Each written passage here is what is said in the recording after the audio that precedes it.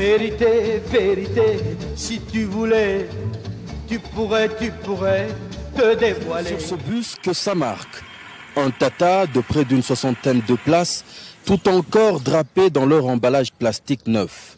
Le tableau de bord, intégralement vierge, manœuvrant dans l'enceinte de l'archevêché de Lubumbashi, avec sur ce flanc écrit « Don de Moïse au grand séminaire ».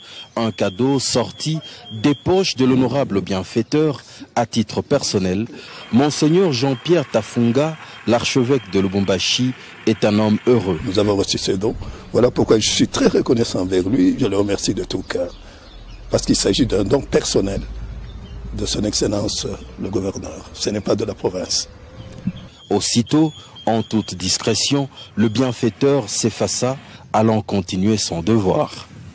Il a instauré un très mauvais système de paternalisme que nous avons décrié avec nos oncles les Belges. Et cette province du Katanga est une province qui a eu ce malheur de rester dans ce paternalisme, de toujours avoir la main tendue.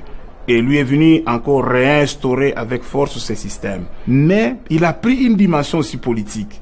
Avec la dimension politique, il y ajoute la propagande. Il voudrait qu'on parle de lui. Il a affaire à une population extrêmement pauvre qui pense qu'il est le Messie.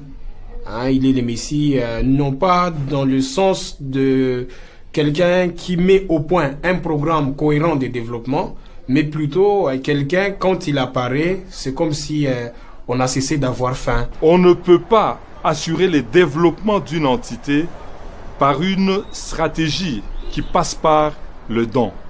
Et le Katanga est passé champion dans la gestion des dons. Il est opaque, il ne rend compte, la redevabilité n'existe pas chez lui, il ne rend compte à personne, il fait des dons, on ne sait pas si ce sont des dons privés ou ce sont des dons de l'État, donc il ne rend compte à personne. Comment est-ce qu'il utilise les deniers publics, l'argent de l'État? Il a refusé de donner toutes ces preuves-là. Et la Cour des comptes l'a noté dans son rapport que nous possédons une copie et que je peux vous le remettre. En effet, le rapport de la Cour des comptes du Congo relève que les barèmes salariaux du gouverneur et des ministres du gouvernement katangais n'ont pas été mis à sa disposition malgré plusieurs demandes. De même, la Cour des comptes constate d'autres irrégularités, comme le non-respect de la législation sur les marchés publics et d'importantes discordances entre les comptabilités de la province et celles du gouvernorat du Katanga. Vérité, vérité, si tu voulais, tu pourrais te dévoiler.